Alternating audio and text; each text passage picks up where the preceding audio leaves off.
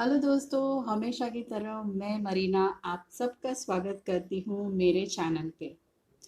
जो भी मेरा चैनल देख रहे हैं उन सारे लोगों को मेरे तरफ से बहुत बड़ा धन्यवाद और उसे सब्सक्राइब करने के लिए भी धन्यवाद। और जो नए लोग अभी मेरा चैनल देख रहे हैं उन सबको मैं थैंक यू बोलना चाहती हूँ एडवांस में सब्सक्राइब करने के लिए। तो प्लीज़ मेरे चैनल को सब्सक्राइब कीजिए और नोटिफिकेशन बेल को ज़रूर दबाइए ताकि आपको सारे वीडियोस के नोटिफिकेशन मिलते रहे। आज का ये टॉपिक शुरू करने से पहले मैं आप सबसे ये पूछना चाहती हूँ, क्या आपने मेरे पहले के वीडियोस देखे जिसमें मैंने सेंटेंस के बारे में यानी कि वाक्य के बारे में बताया था। वाक्य के कुछ कैटेगरीज के बारे में बताया था। उसके कुछ कैटेगरीज है जिसके बारे में मैंने वीडियोस बनाया हुआ है। अगर आज का लेसन को आप ठीक से समझना चाहते हैं तो मैं आपको रिक्वेस्ट करती हूँ कि प्लीज़ आप पहले के जो वीडियोस है जिसमें सेंटेंस के बारे में लिखा हुआ है उसे ठीक से देख लीजिए ताकि आपको आज का लेसन समझने में दिक्कत ना हो। पहले के जो वीडियोस थे उसमें मैंने सेंटेंस यानी कि वाक्य के बारे में कुछ कैटेगरीज बताए थे, जैसे assertive, declarative, exclamatory and all that. ये सारे वीडियोस के लिंक मैंने डिस्क्रिप्शन बॉक्स में डाला हुआ है। आप ज़रूर उसे चेक कीजिए ताकि आपको आज का लेसन ठीक से समझ में आ जाए। इसीलिए एनीवेज आज का लेसन पे हम बढ़ते हैं। आज का भी कुछ पहले का जो सेंटेंस का टॉपिक था उसी पे ही रिलेटेड आज का टॉपिक है। पहले का जो वीडियो है सेंटेंस पर उसके ही रिलेटेड आज का वीडियो रहेगा सेंटेंस पर ही यानी कि वाक्य। हमेशा तो मैं फ्रेजेस पे बनाती रहती हूँ वीडियोस। आपने मेरे फ्रेजेस के वीडियोस चेक किए कि नहीं? I will put the link in the description box, you can go and check that. आज का लेसन हम शुरू करते हैं सेंटेंस यानी कि वाक्य। पहला जो लेसन था वो था सेंटेंस के कैटेगरी पर। आज का जो लेसन है वो सेंटेंस के पार्ट्स पर है। Sentence is divided into 3 parts यानी कि 3 पार्ट्स में डिवाइड है। सेंटेंस वाक्य 3 पार्ट्स में डिवाइड है यानी कि 3 भाग में। उसमें से पहला भाग है सब्जेक्ट।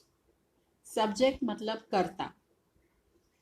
दूसरा भाग है वर्ब। वर्ब मतलब कार्य। तीसरा भाग है ऑब्जेक्ट। ऑब्जेक्ट यानी कि कारक। पहला पार्ट लेते हैं सब्जेक्ट, दैट मीन्स कर्ता। तो आज हम पहला पार्ट डिस्कस करते हैं, वो है सब्जेक्ट। सब्जेक्ट वो होता है जिसके बारे में वाक्य में या तो बात हो रही हो या फिर वो जो किसी क्रिया यानी काम को कर रहा है। दूसरे शब्दों में सब्जेक्ट किसी भी क्रिया का प्रमुख केंद्र होता है। जिसके किसी के बारे में हम बात कर रहे हो तो वो सब्जेक्ट हो गया। मतलब आप किसी के बारे में भी, आपके मॉम के बारे में बात कर रहे हो सब लोग, तो मॉम आपकी सब्जेक्ट हो गई। या आपने किसी दोस्त के बारे में बात कर रहे हो तो आपका दोस्त वो सब्जेक्ट हो गया।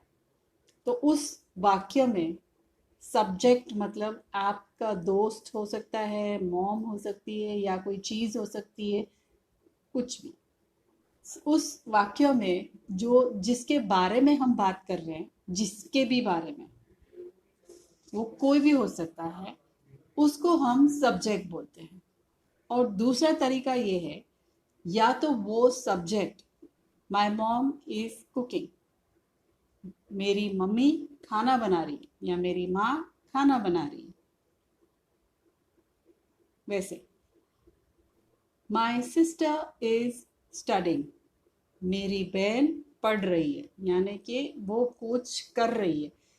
पहले में जैसे मैंने आपको बोला माय मॉम इज कुकिंग मतलब मेरी मम्मी खाना बना रही है। माय मॉम इज कुकिंग इसका मतलब कि खाना बना रही है मम्मी, तो मम्मी सब्जेक्ट हो गए और वो कुछ काम कर रही है।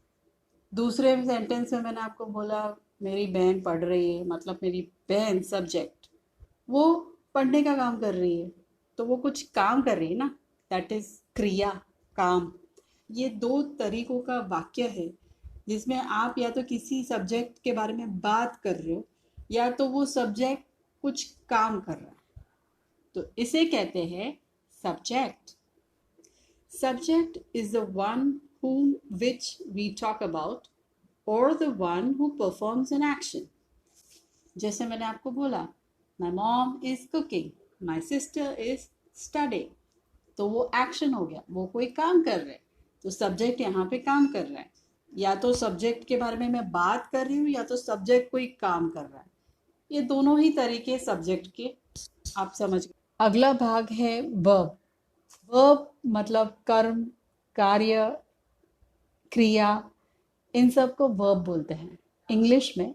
वर्ब क्रिया वो है जिसके माध्यम से सब्जेक्ट के कार्य या अवस्था यानी कि स्थिति की जानकारी मिलती है।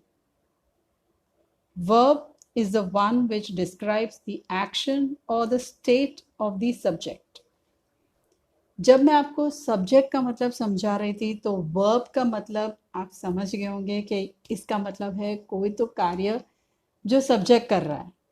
सब्जेक्ट के माध्यम से मतलब सब्जेक्ट के थ्रू आपको पता चल रहा है कि what work they are doing, what kind of action, मतलब क्या काम कर रहे हैं। जैसे कि पहले में मैंने आपको सब्जेक्ट के टाइम बताया था माय मॉम इज कुकिंग, तो कुकिंग एक काम हो गया, तो वो वर्ब हो गया। माय सिस्टर इज स्टडिंग, तो स्टडिंग काम हो गया, तो वो ये दोनों है, कुकिंग और स्टडिंग वर्ब होता है। ये बात तो साफ हो गई, आपको पता चल गया कि आपके जहन में ये फिट हो गया कि सब्जेक्ट जो कर रहा है उस काम को हम वर्ब बोलते हैं। मतलब उसके सब्जेक्ट के माध्यम से ही पता चला ना कि वो क्या काम कर रहा है, किस तरह का काम कर रहा है। अब वर्ब को थोड़ा और अच्छे से, थोड़ा और अंदर घुसकर समझते हैं। मानो कि मैं ये कहूँ कि आयांश सो रहा है। एक उदाहरण, आयांश सो रहा है, आयांश इज स्लीपिंग। इस वाक्य में आयांश क्या है? सब्जेक्ट। आयांश सब्जेक्ट है और ये सब्जेक्ट, ये आयांश कर क्या रहा है? सो रहा है, यानी कि सोना वर्ब हो गया, क्रिया।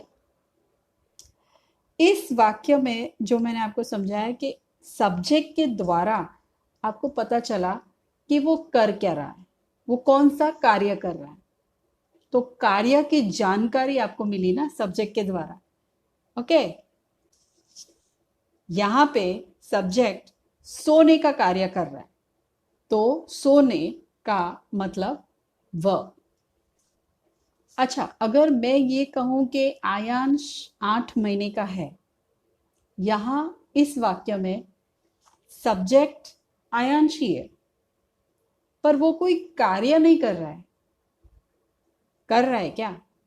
आयांश 8 महीने का है, उसमें कोई कार्य नहीं कर रहा है। उसके बारे में सिर्फ हमें जानकारी मिल रही है कि आयांश 8 महीने का है, यानी कि उसकी अवस्था के बारे में या तो कोई स्थिति के बारे में जानकारी दे रहे मतलब अभी का उसका स्टेटस क्या है, what is the status. Aayansh is 8 months old, ये उसका स्टेटस है। उम्मीद करती हूँ इतना समझ में आ गया कि वर्ब कार्य क्या होता है, और अवस्थिति का जानकारी देना मतलब उसके स्टेटस के बारे में बताना कि अभी उसका स्टेटस क्या है या करंट स्टेटस क्या है उसका, उसको वो अलग तरीके से डिफाइन किया है, मतलब अलग तरीके से मैंने बता दिया आपको। अब आगे गौर कीजिए, मैं और भी ऐसे सेंटेंसेस बताऊंगी जिसमें आपको थोड़ा बहुत और समझ में आ जाएगा कि स्थिति के बारे में और कार्य मतलब वर्ब के बारे में। ओके, ये देखिए और सेंटेंसेस ये है। आयांश इज स्लीपिंग, आयांश सो रहा है। आयांश सोने का कार्य कर रहा है, इस वाक्य में सब्जेक्ट के द्वारा किए जा रहे कार्य की जानकारी मिलती है। अगला sentence, Aayansh is 8 months old। Aayansh 8 महीने का है। इस वाक्य में सब्जेक्ट के कार्य की नहीं बल्कि वर्तमान अवस्था की जानकारी मिलती है।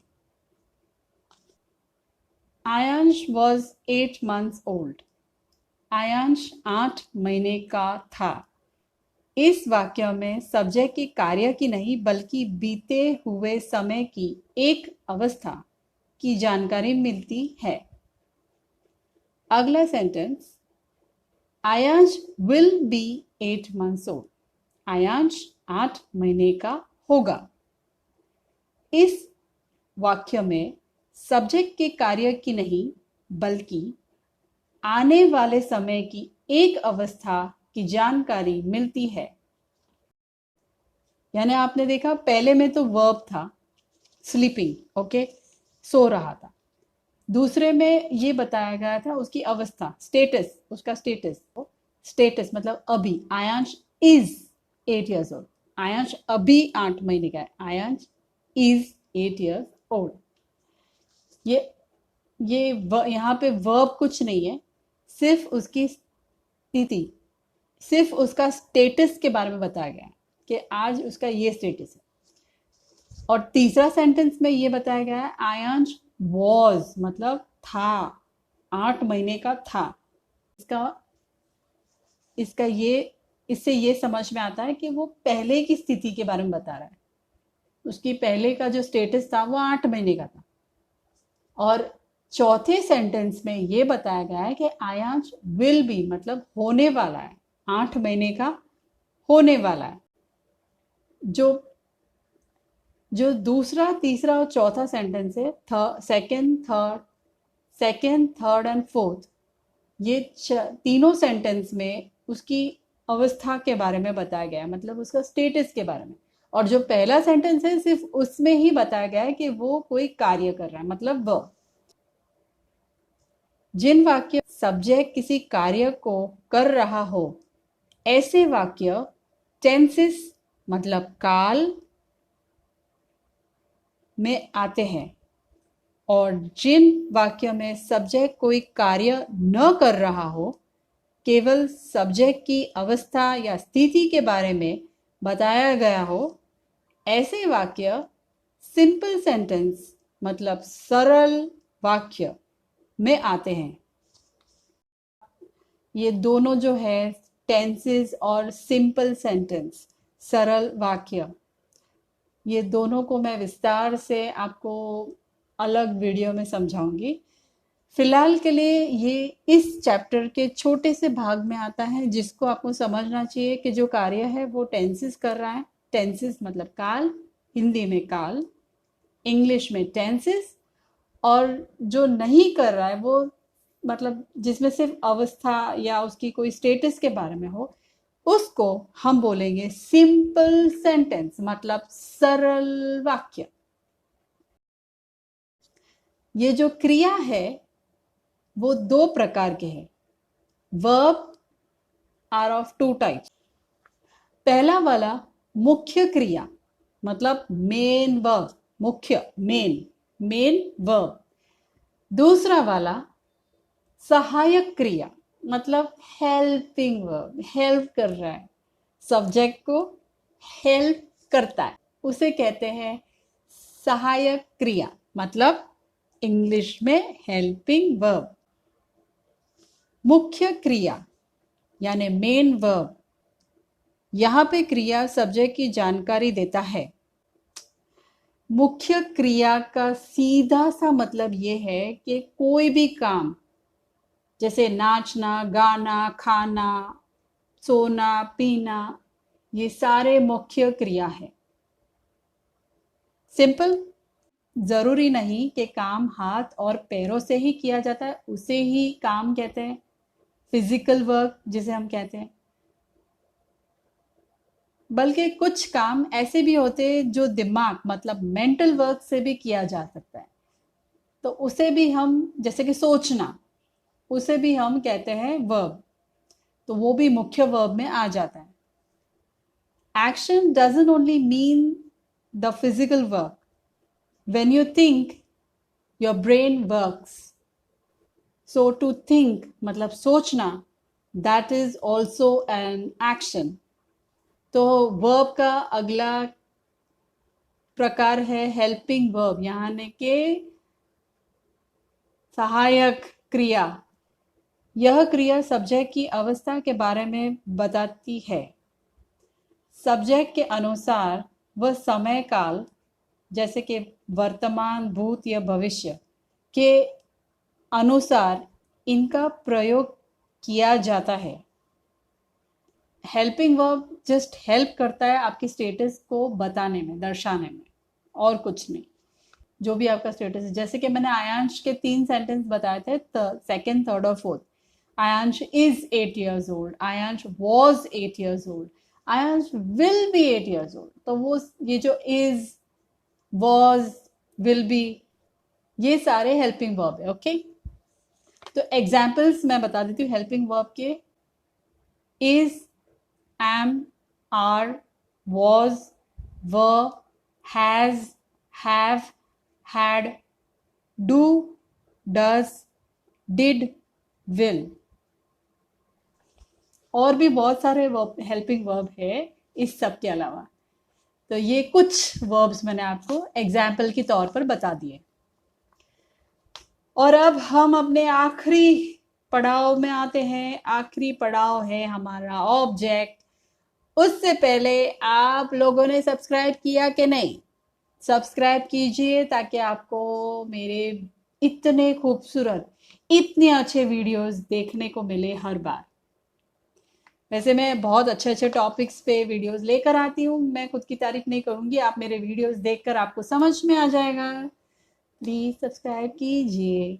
ओके, ऑब्जेक्ट की ओर बढ़ते हैं हम।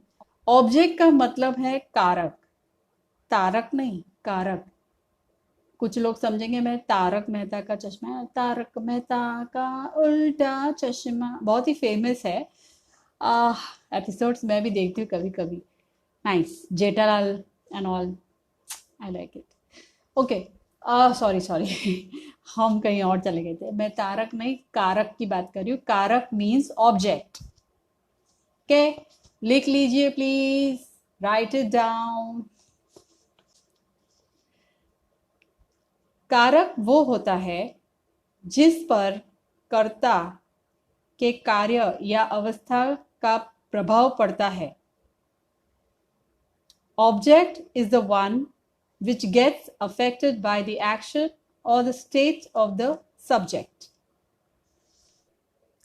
एक वाक्य में जो कार्य या जो स्टेटस मतलब अवस्था बताने की कोशिश करते हैं, उसमें जिस पे इफेक्ट होता है, मतलब जिसके ऊपर प्रभाव पड़ता है, वो फोकस प्रभाव पड़ता है, उसको ऑब्जेक्ट बोलते हैं।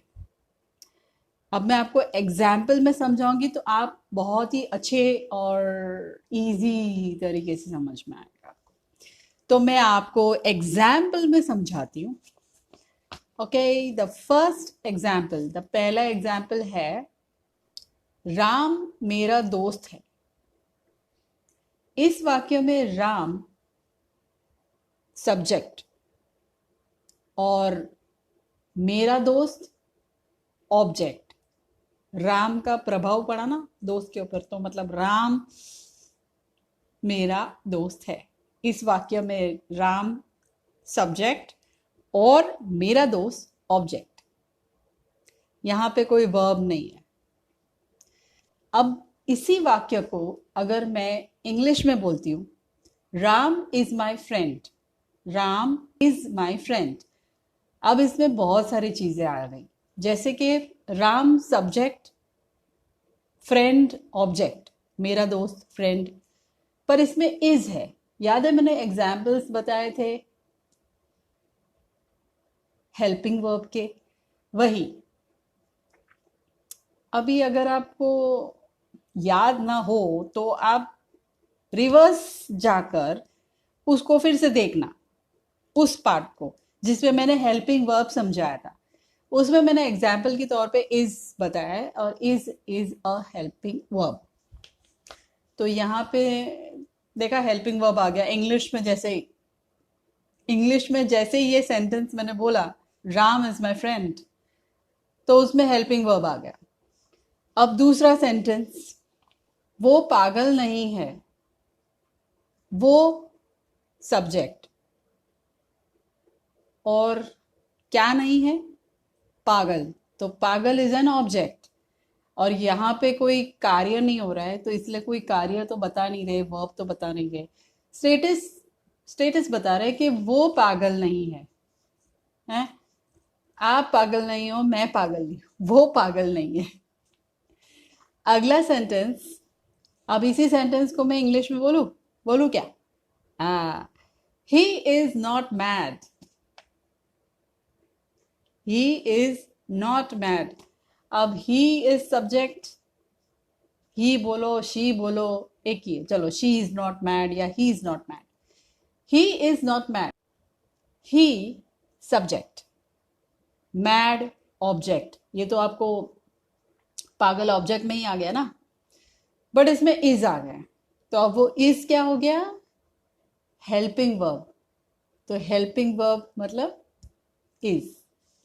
ओके, सहायक क्रिया हो गई ना, सहायक क्रिया। अब नेक्स्ट सेंटेंस, हम सब मम्मी के साथ है।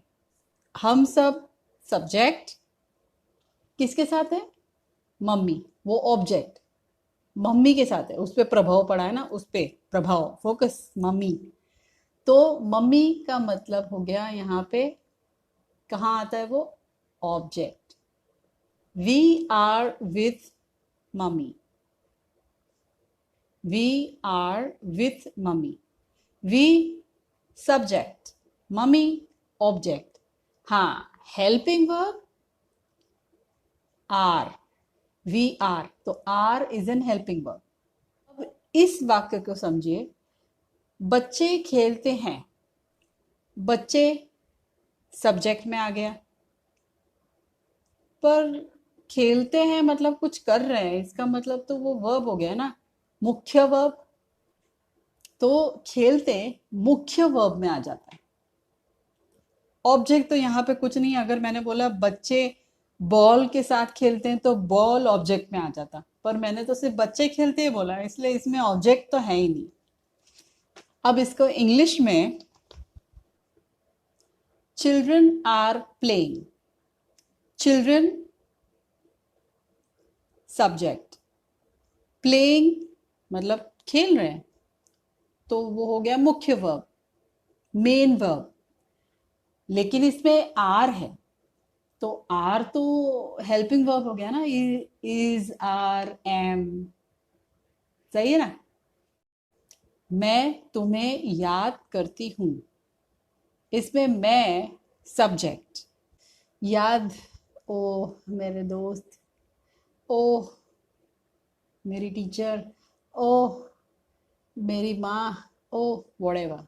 हाँ, तो आप याद कर रहे हो किसी को, तो याद एक कार्य होता है, तो वो मेन वर्ब में जाता है, मुख्य वर्ब। मैं तुम्हें, तुम्हें ऑब्जेक्ट, वो ऑब्जेक्ट है, मैं तुम्हें याद करती हूँ। अब इसको मैं इंग्लिश में बोलती हूँ, I am missing you, I am missing you. I subject, missing main verb, you object. हाँ, इसमें एक और है, एम, आई एम जो है ना, एम, वो है हेल्पिंग वर्ब। समझ में आ गया? इसमें तो चारों आ गए ये सेंटेंस में। तो धीरे धीरे शायद आपको ये समझ में आ रहा है ना? आ रहा है, आ रहा है। मेरे ख्याल से आपको इतने एग्जाम्पल्स में समझ में आ गया होगा कि मेन वर्ब क्या है, हेल्पिंग वर्ब क्या है, ऑब्जेक्ट कौन सा है और सब्जेक्ट कौन सा है। ये चारों को मैंने आपको इंग्लिश हिंदी दोनों सेंटेंस में समझाया है। अगर इसके बाद भी अगर आपको कुछ questions, queries, confusion, something something है, तो आप मुझे कमेंट बॉक्स में लिख कर डाल दीजिए। उसको I will definitely solve it for you. मैं उसे सॉल्व करूंगी, मैं उसे आपको उसका रिप्लाई भी दे दूंगी। अगर आपको कंफ्यूजन, मेरे ख्याल से तो आपको कंफ्यूजन नहीं होना चाहिए, पर इन केस अगर आपको होता है तो यार, मरीना है ना, मैं हूं ना। आ तो दोस्तों, आज के लिए बस बस बस इतना ही।